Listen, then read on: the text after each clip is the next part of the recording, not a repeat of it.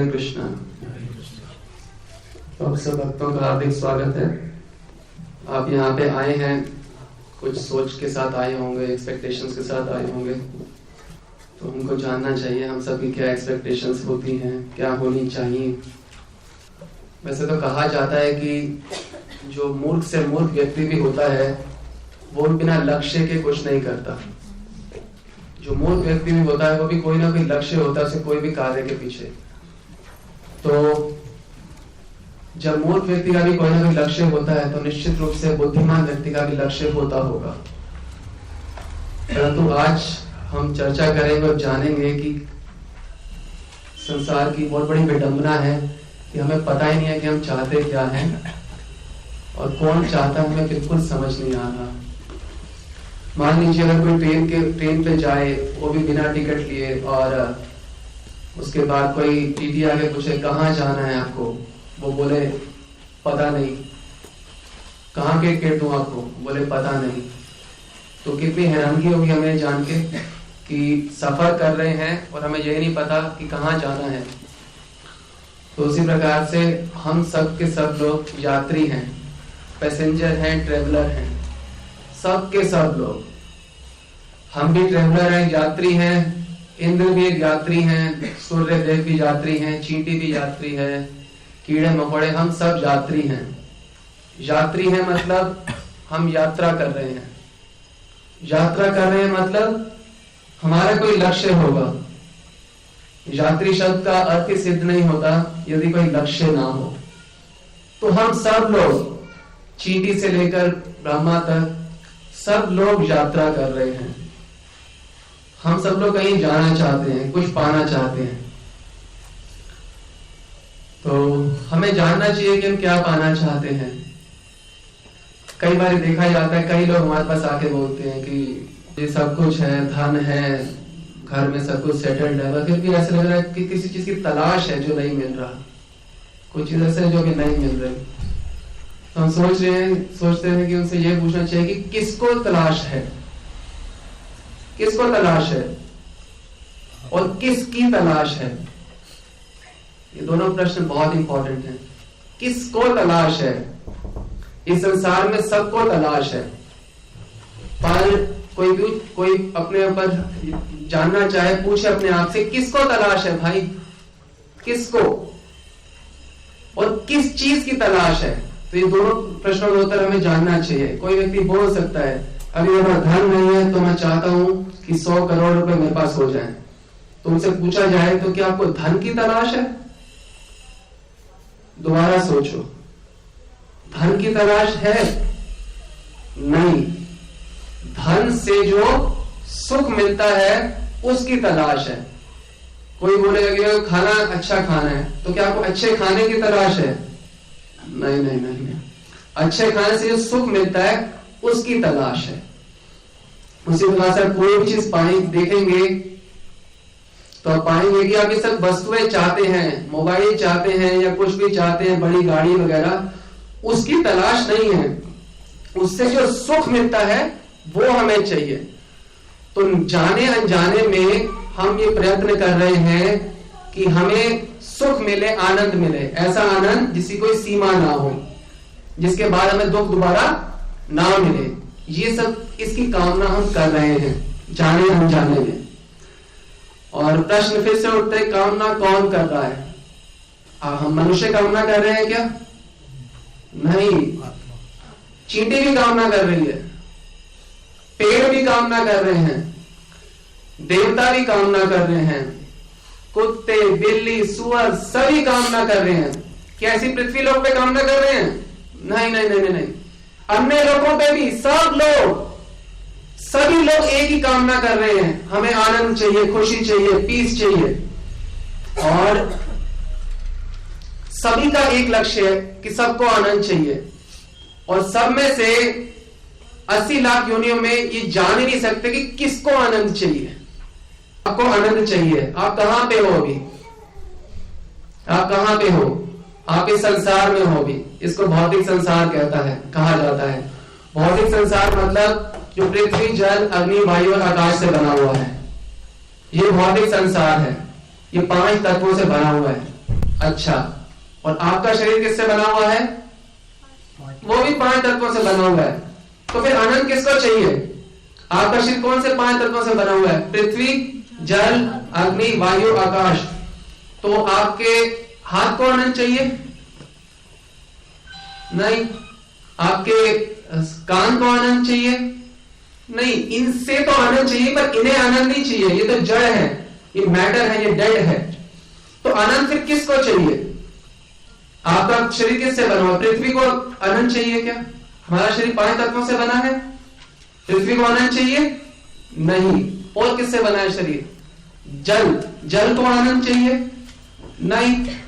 अग्नि को आनंद चाहिए? नहीं। तो फिर आनंद चाहिए किसको? तो हम वेदों शास्त्रों में जाते हैं और अपने बुद्धि का प्रयोग करते हैं, तो हम पाते हैं कि हम जो हैं इन सब 5 तत्वों से कुछ अलग हैं। हमें आनंद चाहिए। तो हम कौन हैं? हम चिन्मय तत्व हैं, हम आत्मा हैं, और हमें आनंद चाहिए। अच्छा, अभी हम आनंद कहां पे ढूंढ रहे हैं? इस भौतिक संसार में। अगला प्रश्न उठता है, क्या ये भौतिक संसार नश्वर है या टेम्परेरी है या परमानेंट है? शास्त्रों में जाते हैं, पता चलता है कि इस भौतिक संसार की रचना होती है, कुछ समय तक रहता है, और उसके बाद इस संसार का प्रलय हो जाता है, ये संसार ध्वंस हो जाता है।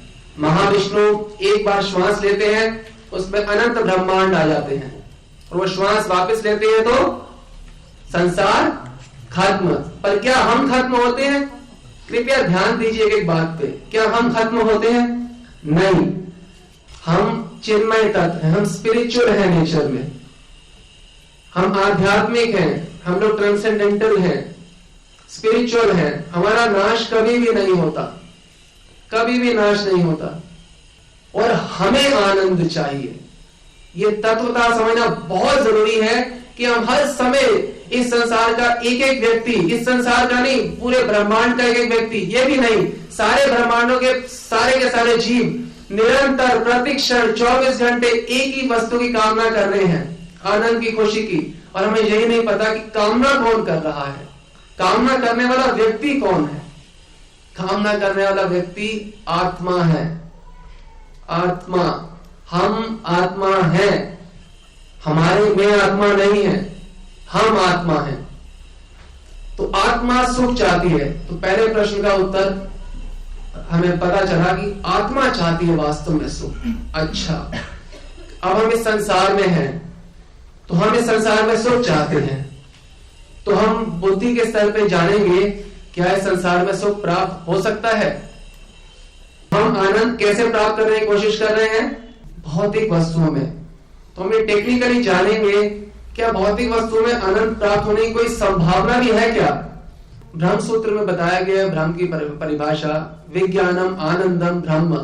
ये जो ब्रह्म है यही आनंद स्वरूप है, रस स्वरूप है, और ये विज्ञान है, विज्ञानमय है। भगवान जो है विज्ञान है, ये कोई भावुकता का विषय नहीं है। आइए हम जानने की कोशिश करते हैं, ये संसार किन चीजों से बना हुआ है? 5 तत्वों से। कौन से 5 तत्व हैं?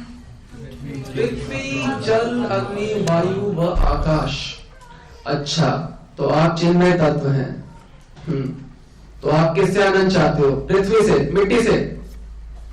आपको मिट्टी आनंद देगी? कंफर्म होगा नहीं देगी? ठीक है, क्योंकि आप चिन्मय हो। नंबर 2, अग्नि। आपको अग्नि आनंद देगी? वो भी नहीं देगी, वो भी कैंसिल हो गया। पृथ्वी, अग्नि, जल। जल हमें आनंद देगा? जल भी नहीं देगा। वायु, अग्नि, आकाश, ये 5 तत्वों में से हमें कोई भी आनंद नहीं दे सकता। क्यों?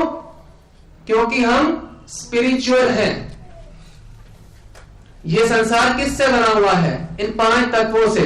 इसका जो भी कॉम्बिनेशन है वो आप इन्हीं 5 तत्वों का ही कॉम्बिनेशन है संसार में आप जो भी देख रहे हैं। कोई बोलेगा कि मेरे को बॉयफ्रेंड से आनंद मिलेगा। अच्छा, वो किससे बना हुआ है?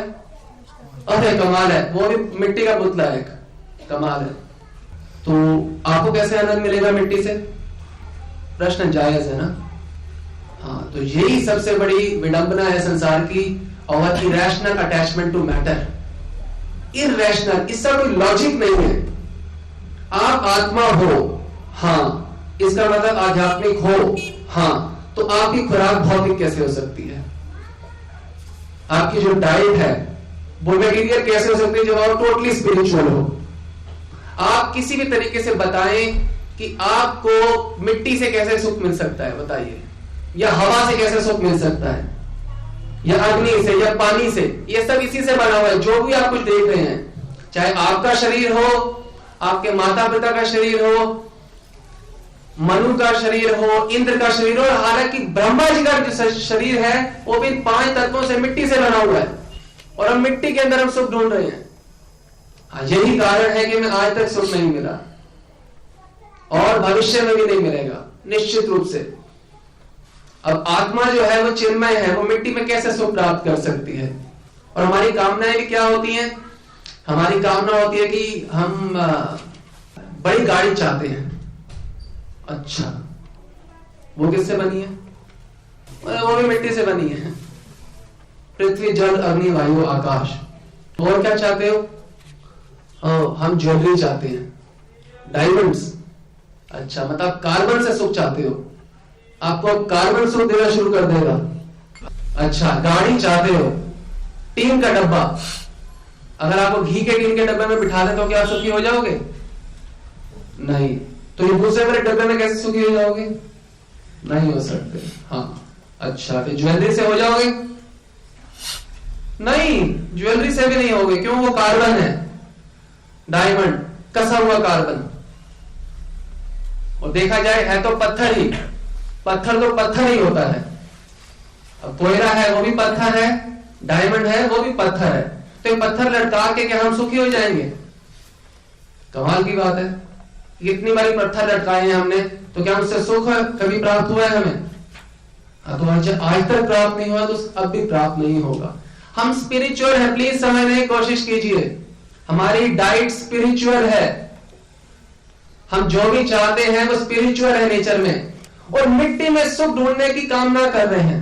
मिट्टी में पूरा जीवन बर्बाद कर देते हैं कागज इकट्ठे करने में, जिसको करेंसी कहा जाता है। तो कई बार देखा जाता है 60-70 साल की उम्र होगी है, प्रॉपर्टी करोड़ों की है, फिर भी कागज इकट्ठे कर रहे हैं मरते दम तक। अच्छा, कागज से सुख मिलेगा आपको? नहीं, कागज से कुछ खरीदोगे उससे सुख मिलेगा। ओके, और क्या क्या चीजें सुख मिलता है? मोबाइल, टीन का छोटा डब्बा, इससे कैसे सुख मिल सकता है? कोई बताए? मैं आत्मा हूं, मैं क्या करूं इसका? कोई बोल रहा है नहीं जी, हमारा तो 3 रूम का सेट है, पूरा बंगला चाहिए। अच्छा, बंगले से सुख मिलेगा अब आपको। बंगला किससे बना हुआ है? मिट्टी से। फिर वही बात, घूम फिर के मिट्टी पे हम लोग मिट्टी से इतने आकर्षित हैं, तो मिट्टी से कैसे सुख मिल सकता है?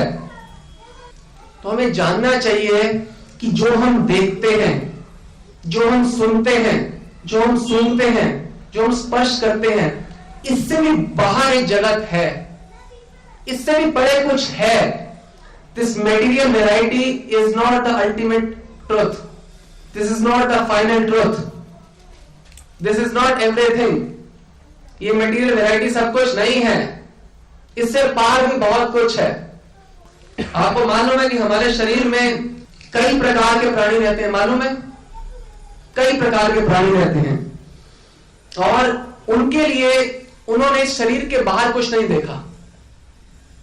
वो हमारे शरीर में ही पैदा होते हैं, वहीं पे मेंटेनेंस होती है, वहीं पे बच्चे पैदा करते हैं, वहीं पे घर बनाते हैं, वहीं पे खाते हैं, पीते हैं, सेक्स करते हैं और मर जाते हैं। उनके लिए एक ब्रह्मांड है, यूनिवर्स। इस यूनिवर्स के परे क्या है? अगर हमसे पूछोगे, कुछ भी नहीं है, यही सब कुछ है। ठीक वही स्थिति है हमारी। हम भी क्या सोच रहे हैं कि इसके परे और कुछ नहीं है। सोचिए, हम भी बिल्कुल उसी एमीबा, उसी बैक्टीरिया की भांति हैं जो सोचता है कि शरीर के बाहर कुछ नहीं है। निरंतर भाग रहे हैं। हम सोचते हैं नहीं, धन प्राप्त होगा तो अवश्य मिलेगा सुख। थोड़ा सा शांति रखिए। जिनके पास धन है, कृपया एक बार उनसे बात कर लीजिए कि करोड़पति साहब, अरबपति साहब, खुश हो? अरे भाई साहब, क्या बात करते हो? अच्छा, तो ये धन किस लिए कमाया था? धन तो कमाया था, चैन की नींद सोएंगे। तो क्या चैन की नींद सो पा रहे हो? स्लीपिंग पिल खा के तो नींद, स्लीपिंग पिल खाते हो तो थोड़ी देर के लिए नींद आती है, और कई बार तो नींद भी नहीं आती है। ये हाल है। तो बाहर की स्थिति हमारे को सबकी अलग लगती है, भीतर की स्थिति सबकी वही है कि हमें आनंद चाहिए, आनंद चाहिए। और जब तक कोई भी जीव मिट्टी में आनंद ढूंढता रहेगा तो उसे आनंद नहीं मिलने वाला। तो तीन ही तत्व हैं। क्या तत्व हैं? जीव, भगवान व संसार।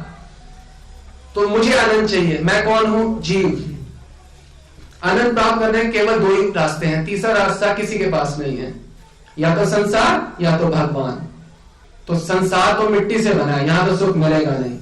हाँ, तो भगवान में सुख मिलेगा। भगवान ही सुख स्वरूप है। सत्यम विज्ञानम ब्रह्म, आनंद है, विज्ञान है। तैत्तिरीय उपनिषद में बताया गया रसो वही सह, वो रस है। ब्रह्मवल्ली में बताया गया है एष ही एव आनंदायति, वो ही आनंद दाता है, वो ही आनंद देने वाले हैं। एष ही एव, एव मतलब ही, भगवान श्री कृष्ण ही आनंद दे सकते हैं। एष ही एव आनंदायति, वो ही आनंद दे सकते हैं। तैत्तिरीय उपनिषद में बताया गया है रस एवं लब्ध्वा आनंदी भवति, उनको प्राप्त करके जीव आनंदी भवति, वो आनंदी हो जाता है, उसे सुख मिल जाता है उनको प्राप्त करके। बिना भगवत प्राप्ति के सुख प्राप्ति नहीं हो सकती। भगवत प्राप्ति, सुख प्राप्ति, आनंद प्राप्ति ये एक ही वस्तु है, ये अलग अलग नहीं है। तो हमारे को अच्छी तरह समझना है कि सुख क्या है और उसे हमें प्राप्त करना है। और ये सुख जो है, ये क्या हम अपने प्रयास से प्राप्त कर सकते हैं? अफसोस की बात है, नहीं। ना अस्ति अकृतः कृतेन, मुंडक उपनिषद। ना अस्ति, वो ना अकृतः, अपने प्रयासों द्वारा प्राप्त नहीं किया जाता, वो तो भगवान का प्रसाद स्वरूप है। 18वें अध्याय में बताते हैं भगवान गीता में, तम एव शरणं गच्छ सर्व भावेन भारत, त्वत् प्रसादात् परम शांतिम स्थानं प्राप्स्यसि शाश्वतः। इसका मतलब है तमेव शरणं गच्छ। अब हमें पता चल चुका है कि संसार में सुख नहीं है, भगवान में सुख है। तो क्या करो? तम एव शरणं गच्छ, भगवान श्री कृष्ण की ही शरण में जाओ। कैसे? सर्वभावेन भारत, कोई चीजें छोड़ो मत, थोड़ा से शरण में चला जाता हूं। थोड़े से शरण में जाओगे और थोड़ा मिट्टी में सुख प्राप्त करोगे। हाँ, तो मिट्टी में कभी सुख नहीं मिलेगा। मिट्टी में सुख प्राप्त करने की कोशिश करोगे तो एक ही चीज मिलेगी, माला मिलेगी। किसकी? जन्म और मृत्यु की। तो वह जन्म मृत्यु की माला पहने रखना है तो मिट्टी में सुख प्राप्त करने की होड़ में लगे रहिए। अगर सुख वास्तव में चाहते हैं, मृत्यु जन्म मृत्यु से छुटकारा चाहते हैं, तो क्या करना है? तम एव शरणं गच्छ। और किस तरह शरणं गच्छ? सर्वभावेन भारत, हर प्रकार के भाव से, पूरे प्रयास द्वारा भगवान श्री कृष्ण की शरण में जाओ। उससे क्या होगा? त्वत् प्रसादात् परम शांति, भगवान का प्रसाद, भगवान की कृपा से क्या मिलेगा? परम शांति, उनकी कृपा से ही मिलेगी। स्थानम प्राप्स्यसि शाश्वतः, उसके बाद स्थानम, एक तो सबसे पहले जीवित रहते हुए ही आनंदी हो जाएंगे, खुशी से मालामाल हो जाएंगे। और स्थानम प्राप्स्यसि, भगवान के धाम उसके बाद हमें प्राप्त हो जाएगा शाश्वतः, हमेशा हमेशा के लिए। इस बात को मन में बिठाना होगा, बारंबार शास्त्रों द्वारा सुन के, पढ़ के, संतों द्वारा सुन के, और बार बार एनालिटिकली देख के, क्या वाकई में मिट्टी से सुख प्राप्त हो सकता है? हम कुछ देर के लिए यहाँ पे आए हैं और फिर हम चले जाएंगे। जैसे जिस कमरे में थोड़ी देर के लिए आए हो ना, फिर चले जाओगे, वैसे ही जो शरीर है इसको ग्रह बोला जाता है, घर। अब यहाँ पे घर में आए हो, यहाँ काम करोगे, चले जाओगे। उसी प्रकार से शरीर ही घर है, इसको ग्रह प्रवेश कहा जाता है। शरीर के अंदर हमारा प्रवेश होता है, तो हमारा गृह प्रवेश हुआ है। गृह में व्यक्ति थोड़े दिन रहे, जब घर ही नहीं रहेगा तो आपको कहीं ना कहीं तो जाना होगा। थोड़ी देर के लिए अमित गुप्ता रहोगे, फिर पता नहीं क्या बन जाओगे, पिंकी डिसूजा या पता नहीं 8 पांव वाले या क्या, यू नेवर नो। तो जब आए हैं क्विकली अर्न स्पिरिचुअल परफेक्शन। कोई जरूरी नहीं है कि हमने 10-20 साल जीना है या हम एंकर बन जाएंगे टीवी पे या कुछ भी। बन भी गए तो क्या हो जाएगा? जो बने हुए हैं वो सुखी है क्या? कितने लोग तो सुसाइड करते हैं, फेमस लोग। तो फेम से सुख मिलता तो सभी सुखी होते, धन से सुख मिलता तो धनी व्यक्ति तो सुखी होता कम से कम। अमेरिका में 60% से ज्यादा लोग स्लीपिंग पिल्स खाते हैं। नींद नहीं आती है, नींद फिर भी नहीं आती है। नींद तो भगवान शुद्ध चैन की नींद तो भगवान की कृपा से ही आती है। अमेरिका में प्रोफेशन है सबसे बड़ा स्लीपिंग डॉक्टर्स का, क्योंकि इतने बेवकूफ हो चुके हैं अमेरिका में लोग कि वो मिट्टी में पूरी तरह विश्वास है कि सुख मिलेगा, तो इसलिए वो इतना एंडेवर करते हैं, प्राप्त नहीं होता। फिर क्या होता है? दुखी होते हैं, नींद नहीं आती। तो प्रोफेशन है कि लोग सोना सिखाते हैं आजकल यूएस के अंदर, कि सोया कैसे जाता है। नींद का जिसको सोना नहीं आता वो जागेगा कैसे सही तरीके से? संसार तो बहुत विचित्र है। कई बार आप देखते होंगे कि आपका कल सुबह पेपर है, आज इतवार है, कल सोमवार है, सोमवार को आपका पेपर है सीए का, बीए का। तो आप अलार्म भी लगाते हैं और फिर भी आपको पता है कि अपनी बुद्धि पर विश्वास है कि मैं शायद नहीं जाग पाऊंगी, मतलब मम्मी आप प्लीज मुझे उठा देना। क्यों? वो है तो अलार्म मैं बंद कर दूंगी और मैं सो जाऊंगी। तो भौतिक जागृति से भी हम अपने आप नहीं जाग सकते हैं, तो आध्यात्मिक जागरण कैसे हमारा अपने आप होगा? हमें कितनी आवश्यकता है हर पल पर गाइडेंस की, तभी हमारा जागरण होगा। तो हम सोते रहेंगे, ऐसे ही रोते सोते आए थे और रोते सोते ही मर जाएंगे। एक और बार फिर से, yet another horror story ends and we are on the verge of another beginning of another horror story। कितनी बार ऐसा हो चुका है, और हम हर क्षण कुछ ना कुछ बोलते रहते हैं। और गीता में बताया गया, ना ही कश्चित् क्षणम अपि जातु तिष्ठते अकर्मकृत्। एक भी क्षण जीव बिना कर्म किए नहीं रह सकता। या तो भगवान की ओर जा रहा है, सुख की ओर जा रहा है, या भगवान से पीछे जा रहा है, या दुख की ओर जा रहा है, या संसार की ओर जाना या दुख की ओर जाना, एक ही बात है। और पहली बात तो हमें नहीं पता कि हमें क्या करना है, और केवल यही समस्या होती तो कोई बात नहीं थी। हम परिवार के साथ रहते हैं तो हम कोई ना कोई बात बोले, कोई बात नहीं, खा ले। अच्छा, आप एक मुझे बात बताइए, अगर आप किसी का खून कर देते हो तो आपको सजा मिलेगी कि नहीं मिलेगी? हाँ, खून करना मतलब एक ही बारी व्यक्ति का मरना। जिससे मनुष्य जीवन प्राप्त हो गया है, आप उसे उल्टी सीधी राय दोगे, उससे हजारों लाखों बार मरेगा, तो कितनी सजा मिलेगी आपको? असीमित सजा मिलेगी, असीमित। तो एक तो सबसे पहले तत्व ज्ञान इस संसार में हमें होना जरूरी है कि हमें कैसे जीना है। दूसरा, हमारे ऊपर कितने लोग निर्भर हैं। माँ बाप जो हैं, उन्हें ये हक नहीं है कि अपने बच्चों को कोई भी सलाह दे दे तो उन्हें ही तत्व ज्ञान ना हो। अपने बच्चों को बार बार मरवाओगे आप क्या? आपको कुछ सजा नहीं मिलेगी। अरे भौतिक संसार में कोई नहीं छोड़ता, कोर्ट नहीं छोड़ता, एक बार भी मार दो। तो आध्यात्मिक जो नियम है उनकी कितने भयंकर होगा आपकी सजा, सोचने की कोशिश कीजिए। आपने गलत राय दे दी, अच्छा खासा वो भक्ति में जुड़ा हुआ था या जुड़ी हुई थी, आपकी गलत राय की वजह से अगला बार बार मरेगा। श्रीमद् भागवतम के पंचम स्कंद के 5वें अध्याय के 18वें श्लोक में बताया गया है, गुरु न सस्यात् स्वजन न सस्यात्। तो गुरु बनने का अधिकार नहीं है। नंबर 2 शब्द है स्वजन। स्वजन समझते हैं आप लोग? रिलेटिव में कौन कौन होता है? मासी, चाचा, भाई, बहन। रिलेटिव बनने का भी अधिकार नहीं है। अगर आप पे जो डिपेंडेंट है उनको आप मृत्यु के सागर से नहीं छुड़ा सकते। सोचिए, जब गुरु बनने का अधिकार नहीं है, रिलेटिव बनने का नहीं है, तो पिता न सस्यात्, पिता बनने का अधिकार नहीं है। और जननी मतलब मां। हाँ, तो ना मां बनने का अधिकार है किसी को, ना पिता बनने का अधिकार है, ना रिश्तेदार बनने का अधिकार है, ना गुरु बनने का अधिकार है, जब तक कि उन पे जो निर्भर है व्यक्ति, उनको जन्म और मृत्यु के चक्र से ना छुड़ा पाए। This is a very serious issue. Bharat भूमि में जन्म लेने के लिए तो देवता भी तरसते हैं। देवता मनुष्य के रूप में जन्म लेने के लिए नहीं, घास के रूप में। तो हमें तो मनुष्य का जन्म प्राप्त हो चुका है। भारत भूमि ते हईला मनुष्य जन्म यार, जन्म सार्थक करी कर परोपकार।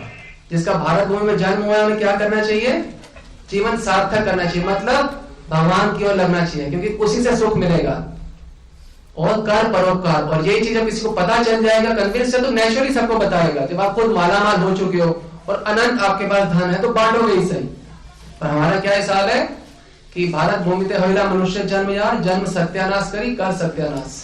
हम अपना जन्म सत्यानाश कर रहे हैं और सारे लोगों का सत्यानाश कर रहे हैं। हमारा सबका पता क्या हाल है। क्या चाहिए? सुख चाहिए। क्या चाहिए? शांति चाहिए। क्या चाहिए? संपत्ति चाहिए। भगवान चाहिए? भगवान नहीं चाहिए। देवता भी ऐसे ही है, वो भी भगवान सामने चले जाते हैं, नहीं चाहिए आप मुझे। कितने दुख की बात है। भगवान नहीं चाहते, सुख चाहते हैं, शांति चाहते हैं, सब कुछ, पर भगवान नहीं चाहिए हमें। अरे भगवान मिलेंगे तो ये सब तो मुफ्त में मिल जाएंगे, तो पैकेज डील है। जय प्रसाद पूरे सर्व आशा, उनकी कृपा से सारी आशाएं, सब सुख पूरा हो जाए। किसी कृपा से? भगवान कृष्ण की, गुरु की कृपा से। तो कर क्या रहे हो उसके बाद? फिर उसके बाद तो कुछ और ही विपरीत ही कार्य चल रहे हैं। तो कैसी आशाएं पूरी होंगी? कैसा सुख मिलेगा जीवन में? कभी this prayer should not be just lip deep, should be heart deep. हृदय से ये फील करके बोलना है। अगर इस मिट्टी के संसार में सुख होता, जो राजा थे कुछ समय पहले, वो सब कुछ बनाया जाता। जो भारत महाराज थे, जिनके नाम पे भारतवर्ष पड़ा है, उन्होंने 24 वर्ष, वो पूरे संसार के राजा थे, पूरे भूमंडल के। उन्होंने 24 वर्ष की उम्र में सब कुछ त्याग दिया, घर बाहर सब कुछ, और जंगल में चले गए। अगर इसी से सुख मिलता तो वो वहां क्या, किस लिए गए थे? कोई मॉडलिंग के शूट के लिए तो गए नहीं थे वो वहां पे, जंगल में एड शूट हो रहा है। पूरा जंगल में चले गए, पूरा अपना सब कुछ अर्पण कर दिया भगवान को। हम युधिष्ठिर महाराज को देखते हैं, किस लिए भगवान ने युद्ध करवाया था? कि धर्म की स्थापना हो। धर्म की स्थापना हुई, युधिष्ठिर महाराज राजा बने। उसके बाद क्या किया? सब भाई चले गए वनवास में। क्यों गए? भगवान श्री कृष्ण की भक्ति करने के लिए निरंतर। तो ये सब लोगों ने कार्य किया है, तो ये कोई ऐड के लिए नहीं किया है, ये इसी से ही सुख प्राप्त होता है। ये समझाना चाहते हैं अपने आचरण के द्वारा कि आपको जितना भी धन हो जाए, हजारों लाखों सुंदर पत्नियां या पति किसी के भी साथ कुछ भी मिल जाए, तो सुखी नहीं हो सकते हम। भगवान ने शास्त्र दिए हैं हम सबको सुखी करने के लिए। शास्त्रों का एक और नाम है कि हाउ टू बी हैप्पी, ये उसका एक्सप्लेनेशन है शास्त्र सिर्फ। भगवान हमारे पिता हैं। आप ये सोचिए, इस गंदे से सेल्फिश संसार के अंदर जब पिता अपने बच्चों को तड़पता हुआ देखता है तो उनके लिए कुछ करना चाहता है ना। उसी प्रकार से भगवान हमारे को तड़पता हुआ देख रहे हैं, उसीलिए उन्होंने शास्त्र छोड़ दिए हैं कि इसके अनुसार जियो तो इस जीवन में भी सुखी रहोगे और मृत्यु के बाद भी सुखी रहोगे। हम अपने आप को शरीर समझते हैं, तो क्या करते हैं? शरीर समझते हैं तो सोचते हैं कि खा लूंगा। इंद्रियों की पुष्टि के अंदर हम अपनी पुष्टि समझते हैं कि जीभ को कुछ डाल दूंगा तो उससे खुश हो जाऊंगा, कान में कुछ डाल दूंगा तो शायद उससे कोई सॉफ्ट त्वचा और छू गई, उसको इचिंग खारिश हुआ तो उससे मैं खुश हो जाऊंगा। तो लिविंग एंटिटी जब अपने आप को सेंसेस से आइडेंटिफाई करती है, मतलब हम जब अपने आप को इंद्रियों से आइडेंटिफाई करते हैं, तो हम क्या सोचते हैं? बस इंद्रियों की तुष्टि मतलब मेरी तुष्टि। आप अलग हो, आपकी इंद्रियां अलग हैं, या आपकी senses, your senses, this is not you, you are beyond these senses. जब वहां के घर में थे तो आपकी टांग, हाथ और जनेंद्रियां वहां तो थी भी नहीं शुरू में। भागवत में 30वें स्कंद में बताया गया है, महीनों बाद तो आपके हाथ टांग आते हैं, शुरू में तो हाथ टांग होते ही नहीं है। आप होते हो तो आपके हाथ टांग नहीं होते। इंद्रियां तो आपकी बाद में भगवान देते हैं। हम शरीर के मालिक समझते हैं अपने आप को, और मालिक नहीं है। भगवान ने हमारे को ऐसा गिफ्ट दिया है। ये हम लेके नहीं आए थे। जब मां के घर में आए थे, मांस का टुकड़ा थे सिर्फ, बस। हाथ नहीं थे, टांग नहीं थी, आंख नहीं थे, नाखून नहीं थे, बाल नहीं थे, मुंह नहीं था, कान नहीं थे, कुछ भी नहीं था। आप थे किसमें? मांस के टुकड़े में। ये थोड़ा बड़ा हो गया है और इसके थोड़ी इंद्रियां बाहर आ गई हैं, विकसित हो गए, बोलते हैं इसकी तुष्टि में मेरी तुष्टि। बुद्धू ये तो बाद में आया है। हाथ, टांग, मुंह ये सब बाद में आए हैं। इसकी तुष्टि में आपकी तुष्टि कैसे हो सकती है? मनुष्य जीवन हम मानते हैं कि बहुत ही महत्वपूर्ण है, बहुत ही महत्वपूर्ण है, इंपॉर्टेंट है। पर ये नहीं मानते कि मनुष्य जीवन का हर दिन इंपॉर्टेंट है। मनुष्य जीवन इंपॉर्टेंट है, हाँ, महत्वपूर्ण, हाँ, दुर्लभ है, हाँ। उसके बीच के दिन है वो ऐसे ही है। उसमें कुछ भी करो, उसमें इंडिया पाकिस्तान का मैच देखो, उसमें एंकर बन जाओ, उसमें सीए बनने की कोशिश करो, उसमें पैसा कमाने की कोशिश करो, उसमें ये करो। इतने मुश्किल से मिला है दिन। रोज सुबह उठ के हमें अपने आप को पहली बारी आंख खोलते हैं, उससे भी पहले हमें अपने आप को याद दिलाना चाहिए। सबसे पहले भगवान को धन्यवाद करना चाहिए कि thank you Krishna for giving me yet another day for my purification. हे भगवान, आपका बहुत बहुत धन्यवाद है, आपने मुझे फिर से करुणावश एक और दिन दे दिया, अब मैं अपने आप को शुद्ध जरूर करूंगा। धन्यवाद देना चाहिए रोज सुबह आंख खोलने से पहले। और उसके बाद हमें याद देना चाहिए कि मैं यहां क्यों आया हूं। हम सुख चाहते हैं और बिना भगवान से जुड़े, एक कमाल की बात है। हम सुगंध चाहते हैं बिना फूल के। अरे भाई, फूल मिलेगा तो सुगंध तो मिल ही जाएगी। हम पंखा चलाना चाहते हैं बिना बिजली के कनेक्शन से। अरे डेसू से कनेक्ट कर दो, अपने आप आपको बिजली मिल जाएगी। ठीक उसी प्रकार से हम अपने आप को भगवान से जोड़े रखेंगे। इसलिए भगवान कहते हैं अनन्य चिंतयन्तो माम, अनन्य हर समय मेरे से जुड़े रहो, मैं आनंद स्वरूप हूं। तो मुझसे जुड़े रहोगे तो हमेशा खुश रहोगे। ये साइंस है। भगवान कह रहे हैं मेरे से जुड़े रहो, क्योंकि उनको मिलेगा क्या, वो तो पूर्ण है अपने आप में। हमें मिलेगा जो मिलना है। हम उनसे जुड़े रहेंगे तो हमेशा खुश रहेंगे, हमेशा। हमारा यही हिसाब है कि हम लोग एक दूसरे सुखी होना चाहते हैं। हम खुद एकदम फ्यूज बैटरी हैं, और एक और फ्यूज बैटरी के साथ जुड़ के, मतलब एक और मिट्टी के पुतले के साथ जुड़ के हम सुखी होना चाहते हैं। पावर हाउस के साथ जुड़ जाएंगे तो अपने आप बैटरी चार्ज हो जाएगी कि नहीं होगी। हम लोग क्या चाहते हैं, एक फ्यूज बैटरी दूसरे फ्यूज बैटरी सुख होना चाहती है। बच्चा सोचता है माँ को सुख मिल जाएगा, माँ सोचता है बच्चे से। लड़का सोचता है लड़की को सुख मिल जाएगा, लड़की सोचती है लड़के से। सब फ्यूज बैटरीज हैं। सुख कैसे मिलेगा? वो कोई भिखारी है, भीख मांग रहा है, पैदा हो गई, सुख चाहिए, आनंद चाहिए, पैदा हो गई, रोना शुरू, आनंद कहाँ है, आनंद कहाँ है? तो तुम्हारे को देगा क्या जो उसके पास ही नहीं है? यही कारण है संसार में लड़ाई है। Sense gratification is the cause of conflict in this material world. केवल इंद्रिय तृप्ति ही एकमात्र कारण है इस संसार में लड़ाई होने का। हस्बैंड वाइफ में क्यों लड़ाई होती है? वो चाहता है कि मैं इंद्रिय तृप्ति करूं, वाइफ चाहती है मैं करूं। कृष्णा सेंटर नहीं है लाइफ के। उसी प्रकार से दो परिवारों में क्यों लड़ाई होती है? वो चाहता है मुझे ज्यादा मिले, संसार में सुख है, मुझे नहीं मिला, इनको मिल रहा है तो मुझे मिलना चाहिए। दो देशों में लड़ाई क्यों होती है? इनको नहीं मिलना चाहिए ज्यादा, मुझे मिलना चाहिए। बस मूल बात यह है कि संसार में सुख है और वो मुझे ज्यादा मिलना चाहिए किसी भी कीमत पे। तो हमारे को जानना चाहिए और हमें समझना चाहिए कि जो भक्ति है उसी से सुख मिलेगा। भक्ति कहां से मिलेगी? अपने आप मिल जाएगी भक्ति। भक्ति जो है वो कृपा से मिलती है, भगवान के भक्तों से मिलती है। भक्ति का मूल है साधु संग। भक्ति मूल है साधु संग। साधु संग भक्ति का मूल है। भक्ति मतलब कृष्ण का मूल है। कृष्ण कैसे मिलेंगे? साधु संग से। भक्ति कैसे मिलेगी? साधु संग से। इसका तीसरा मतलब क्या है? आनंद कैसे मिलेगा? साधु संग से। तो सुखी होना चाहते हो तो कैसे होंगे? साधु भक्तों के साथ रह के सुखी होगे। अभक्त चाहे कितना भी अच्छा से आप सुखी नहीं हो सकते। क्यों? क्योंकि उनसे आपको कृष्ण नहीं मिल सकते। तो हम आनंद चाहते हैं तो केवल साधु के पास है, हमारे पास नहीं है। इसलिए साधु संग अति आवश्यक है। और माया हमेशा खेल खेलती रहती है कि सही साधु का संग ना मिल पाए। जैसे अगर आपको सही साधु का संग मिल जाएगा सब कुछ हो जाएगा।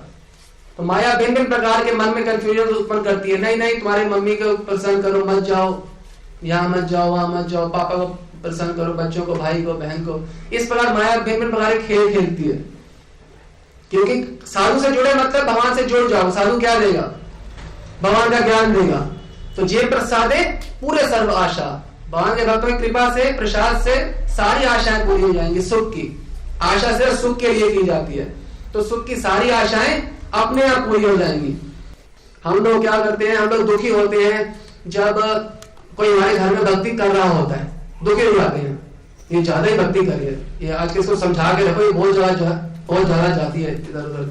जब कृष्ण जीवन में आते हैं तो आपको दुख होता है, जबकि ये सुख के कारण है।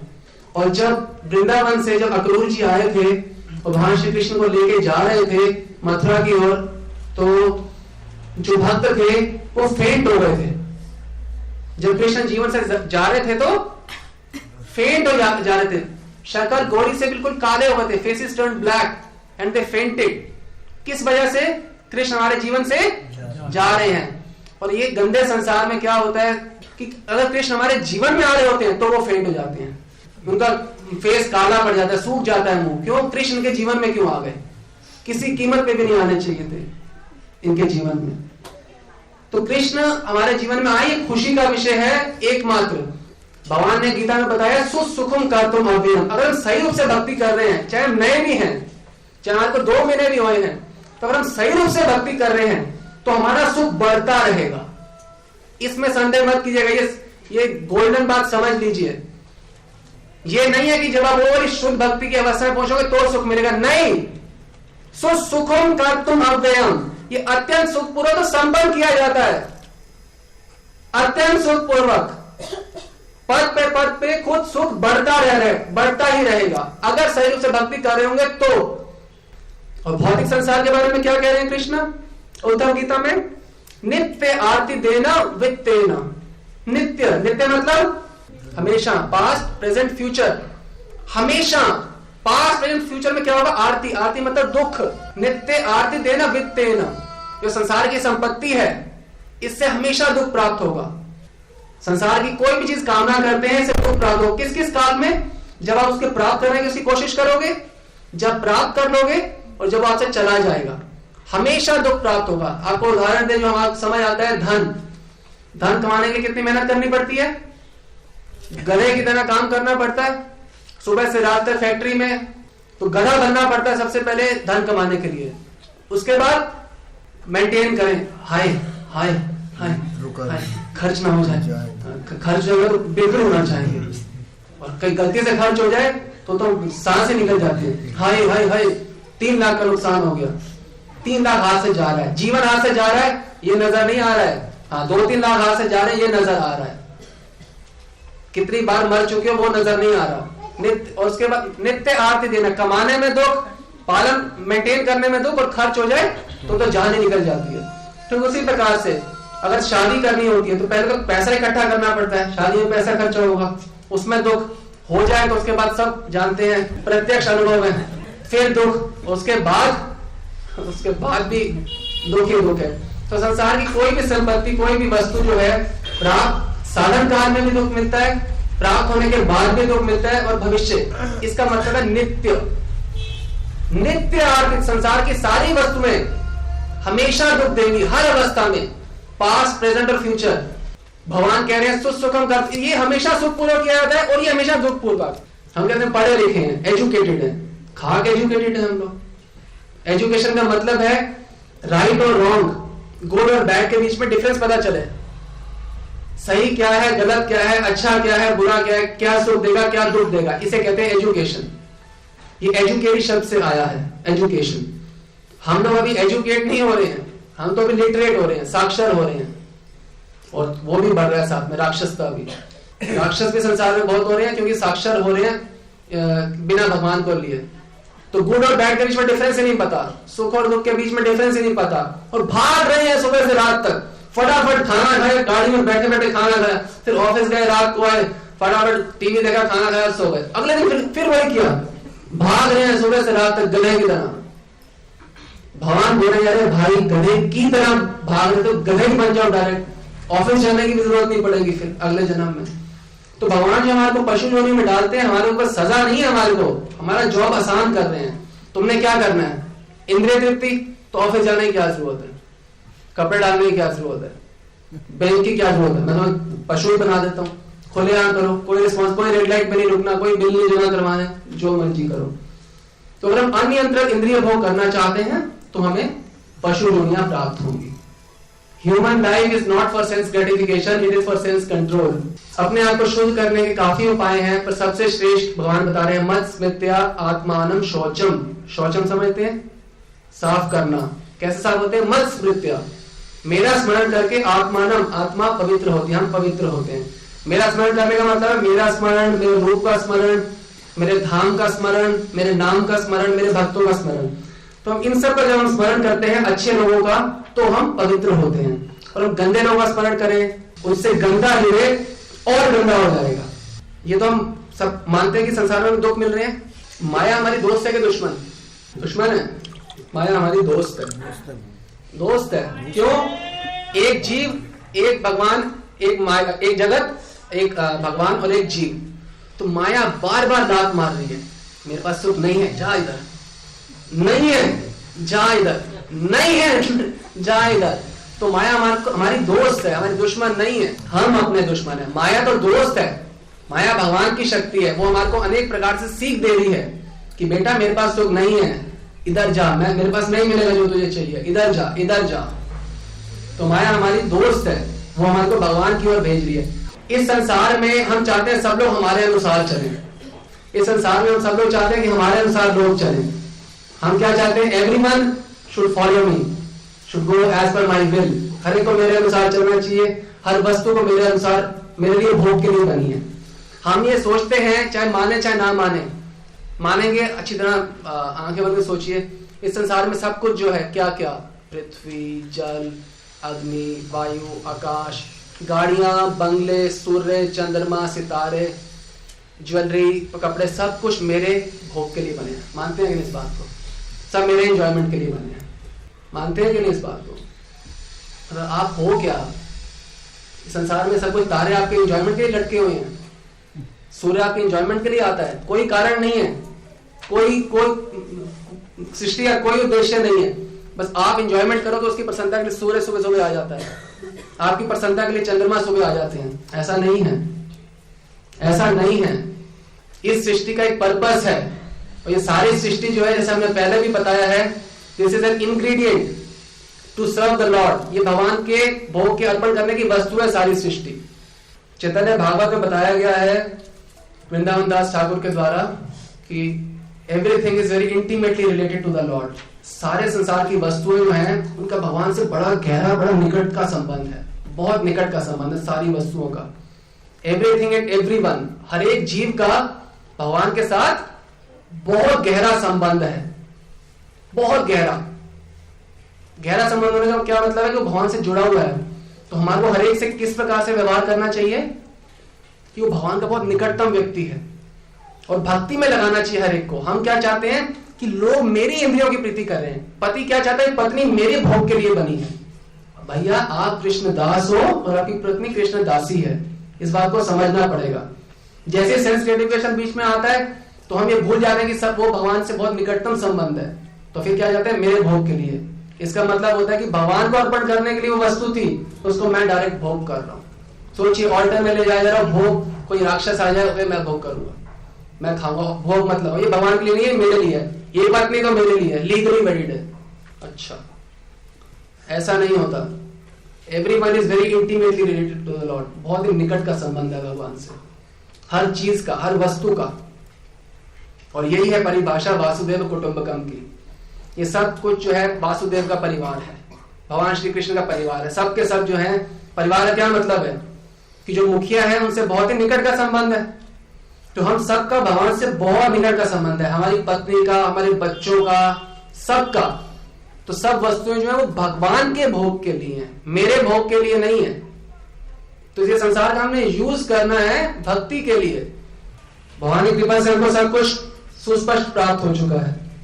और कई बार भक्त सोच सकते हैं नहीं जी मेरे मन में तो बहुत कामनाएं हैं, मैं धन चाहती हूँ, मैं एंकर बनना चाहती हूँ, मैं प्रिंसिपल बनना चाहती हूँ, सीए, और धन कमाना चाहता हूँ, जो भी है, तो मेरे को तीव्र भक्ति नहीं करनी। ये ढीली ढाली मेरे लिए ढीली ढाली भक्ति ठीक है। आता है ना मन में? अभी हम इतने बड़े भक्त थोड़ा हुए हैं, कोई बोलते हो ना आप लोग ऐसे शब्द। अच्छा, भगवान कुछ और बताना चाहते हैं। ये श्लोक आप सब लोग जानते हैं। अकामः सर्व कामो वा मोक्ष काम उदारति तीव्रेण भक्ति योगेन यजेत पुरुषं परम। अकामः, आपकी कोई कामना ना हो।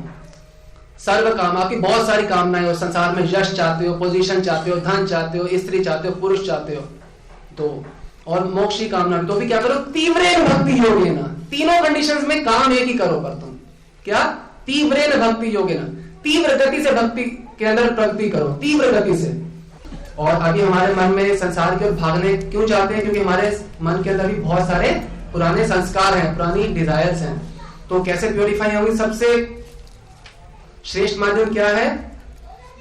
भगवान के बारे में सुनो, श्रवण करो, हियरिंग, और ध्यान पूर्वक भगवान के नाम का जप करो। इससे हमारी शुद्धि होगी। हियरिंग कीजिए ज्यादा से ज्यादा, सबसे श्रेष्ठ उपाय है हियरिंग कीजिए। बहुत अच्छा एक्सप्रेशन दिया गया है कि हम इतने मूर्ख हैं, जैसे मान लो आप खाना खा रहे हो, आपको अचानक पता चल जाए आपके सर के ऊपर एक 6 फुट की तलवार लटकी हुई है, तो आप पीसफुली खाना खा सकते हो? हम सारे काम वैसे ही कर रहे हैं। मृत्यु की तलवार हमारे ऊपर लटकी हुई है, किसी भी क्षण आएगी, खत्म, सब खत्म। मिस्टर भाटिया फैक्ट्री खत्म, मिस्टर गुप्ता फैमिली खत्म, आप कहीं और जाओ, आपकी यात्रा यहीं तक थी। बहुत बहुत धन्यवाद। हरे कृष्णा। अगर हमारे को संसार में जीवन प्राप्त हो, इसका मतलब पता क्या है कि जहर दे के हमारे को खिला के हमारे को भेजा गया है। अब बस ये पता चलना है कितने दिनों में मरना है, बस। जहर सबको मिला हुआ है, जहर मिलेगा मतलब क्या है? मरना है। अब कितने दिन है ये खेल देखना है सिर्फ, बाकी। तो आज का जो बताने का उद्देश्य था, सत्र का, ये था ये जो भगवत तत्व है, नंबर 1 एकमात्र ज्ञान का यही द्वार है। नंबर 2 ये विज्ञान है, ये साइंस है, इसे कोई भी चाहे तो चेंज नहीं कर सकता। इतिहास में आज तक कभी भी कोई सुखी हुआ है तो भगवान की भक्ति करके ही हुआ है, और जो अभी तक सुखी लोग हो रहे हैं वो भी ऐसे ही हो रहे हैं, और भविष्य में भी कोई नया उपाय आने की कोई उम्मीद नहीं है। तो हमारे को अपना जीवन जीने का तरीका बदलना चाहिए, ताकि हम अभी भी सुखी रहें और आने वाला जीवन हमारा सुखमय हो।